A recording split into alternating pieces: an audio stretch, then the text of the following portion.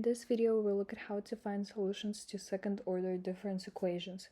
Unlike first-order difference equations, second-order equations have two previous terms instead of one previous term. The general equation of a second-order difference equation is a1 times yt plus a2 times yt minus 1 plus a3 times yt minus 2 equals to 0.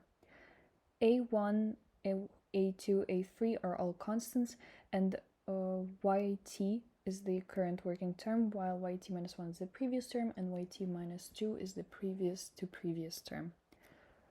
The index t must be equal or bigger than 2, so that we have all real values in the sequence. The solution is found using the auxiliary equation, which is derived from the difference equation. It is written as z squared without the a1 constant, because usually a1 constant is 1, plus a2 times z plus a3 equals to 0. The equation is factorized in order to determine what solution it has and the number of solution it has, which will show at what type of solution we have to the second-order difference equation. The number of solutions is determined through the discriminant, as the auxiliary equation is a quadratic equation. The formula to the discriminant is b squared minus 4 times a times c. Now we will look at what type of solutions there are. This is the auxiliary equation that we can derive from the difference equation, and we can use the discriminant formula in order to find how many real solutions it has. That will show us what kind of general solution does the second-order difference equation have. If the discriminant is greater than 0, it has two real solutions, and the general solution is ax in power of t plus bz in power of t. When the discriminant equals to 0, that means that there is one real solution, and the general solution follows the formula of c times t, with a single solution under the name alpha times alpha in power of t plus d times alpha in power of t. When the discriminant is less than 0, there are no real solutions. Thus, there is a positive square root r of a3 constant. Therefore, we can define r as square root of the a3 constant. And in order to write down the general solution, we need to define the angle theta as cosine theta equals to negative a constant 2 divided by 2 times the square root r, or square root a3 constant.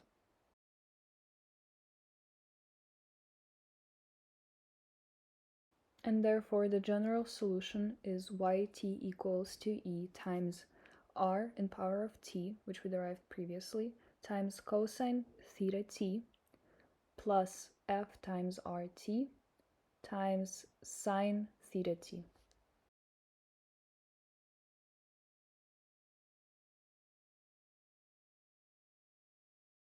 Now we will look at an example solution.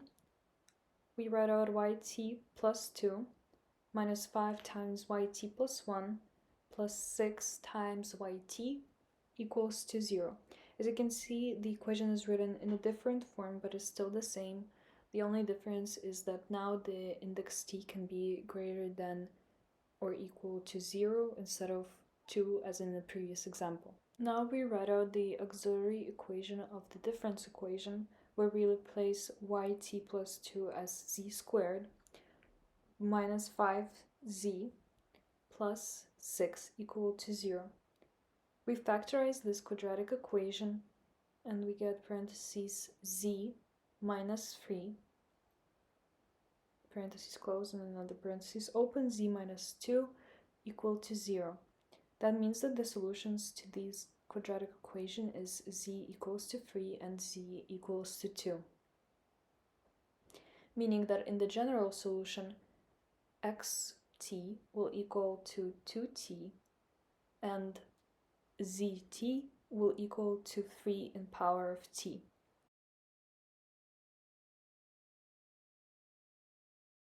Now we can write out the general solution of yt equals to a times 2 in power of t plus b times 3 in power of t. In order to find the constants, we need to use y0 and y1. We're given information that y0 equals to 1 and y1 equals to 4, so we will plug in the information into the general formula. So y0 or 1 equals to 1 times 2 in power of the index, which is 0, plus b times 2 in 3 in power of the index 0, which means that it will be just 1 equals to a plus b. We can rearrange that in order to equal to one single variable. So we write 1 minus a equals to b. Now the same can be done for y1. So we write 4 equals to a times 2 in power of 1 plus b times 3 in power of 1. We can rewrite it as 4 equals to 2a plus 3b. And since we know what does b equal to in terms of a, we can replace that and write 4 equals to 2a plus 3 times 1 minus a. We rewrite it as 4 equals to 2a minus 3a plus 3, and we can move the 3 to the other side, which is 4 minus 3, which equals to 1, equals to minus a, meaning that a equals to negative 1. Now we move that to the other side so that we can find what is b equal to, which means 1 minus negative 1 equals b, which is 2 equals to b.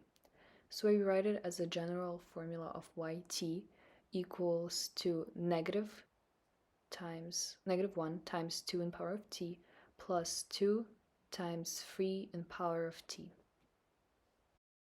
Now we will look at a different example where the equation is yt plus 6y t minus 1 plus 9 yt minus 2 equals to 0. We need to write the auxiliary equation, which is going to be z squared plus 6z plus 9 equals to 0. If we factorize this equation, we get z plus 3 squared equals to 0, meaning that we have only one solution to the auxiliary equation, which is z equals to negative 3, meaning that alpha equals to negative 3. And so the general solution is yt equals to a times alpha in power of t plus b times t times alpha in power of t. If no additional information is given, this is going to be the final answer, but we will assume that we're given the information that y0 equals to 1 and y1 equals to 3. So we rewrite it in this general formula where 1 equals to a times negative 3 in power of 0 plus b times t, which in this case t is 0, so we can only find what does a equal to, meaning that 1 equals to a. Now we write the same for y1. 3 equals to 1 times negative 3 in power of 1 plus b, the unknown variable, times 1 times negative 3 in power of 1, which is 3 equals to negative 3 minus 3b. We move the negative 3 to the other side, which is 6 equals to negative 3, meaning that b equals to negative 2, which means that the general solution is yt equals to 1 times negative 3 in power of t minus 2 times t times negative 3 in power of t. We are looking at one more problem where yt minus 2 yt minus 1 plus 4 yt minus 2 equals to 0.